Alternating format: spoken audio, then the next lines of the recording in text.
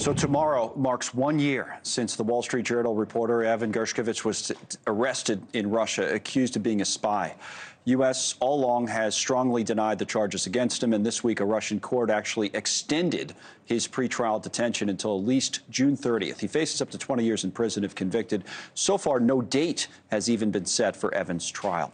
We are now joined by his sister, Danielle Gershkovich, who is been a terrific spokesperson for her brother throughout all of this. Welcome back, Danielle. I guess I'm curious about what you're thinking about today. You know, it's almost been 1 year to the day since your brother was detained. What types of thoughts are going through your mind today?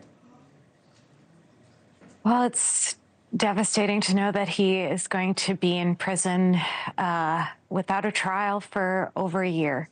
Every single day is time taken away from him, and I'm constantly thinking about him. I think my parents and I have described it as us holding our breath. So we are incredibly grateful for all the efforts that are in motion to keep the spotlight on Evan. We're so grateful for the Wall Street Journal, for news publications all around the world, and we know the White House is taking this very seriously, and they're working around the clock to get Evan home. I know the Journal's having this readathon today, trying to raise awareness. Your point about the government, when his detention was extended, Danielle, earlier this week, the U.S. ambassador to Russia, Tracy, spoke about that and said this. Let's watch. Evan has displayed remarkable resilience and strength in the face of this grim situation. But it is time for the Russian government to let Evan go.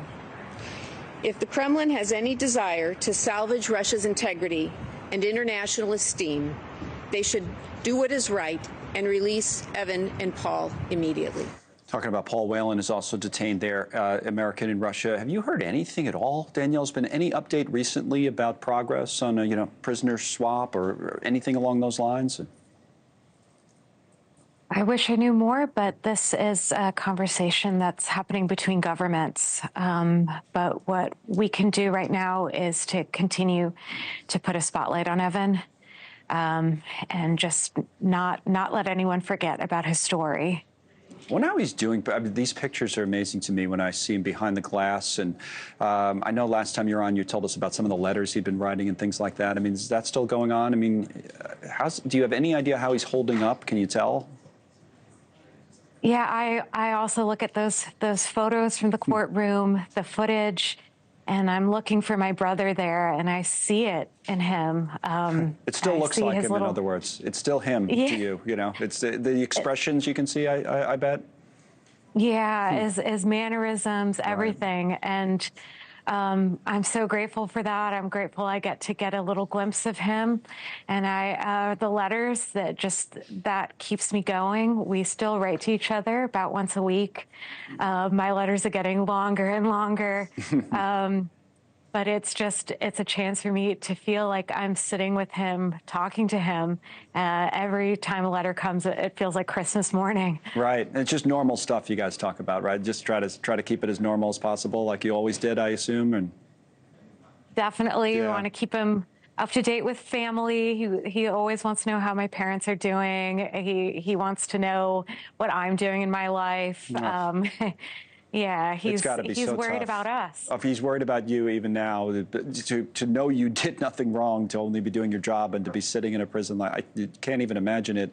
Last thing, Danielle, I wonder what you think. I was reading a story earlier this week, I think it was in Reuters, where they said they talked to Putin's spokesperson, or he spoke, I should say, Putin's spokesperson. He said, we need absolute silence or something to that effect. In order for a prisoner exchange to happen. But, it seems like you and your family and the Journal, they think, no, let's go out and speak about this. Let's raise awareness. Is that your position? Yes, we made a decision early on that we were going to be loud and vocal about this and keep Evan in the news. And we're supported by the Wall Street Journal and the U.S. government doing so. And we'll continue to do so and not let Evan's story be forgotten. Like I said, you've been a terrific spokesperson for that.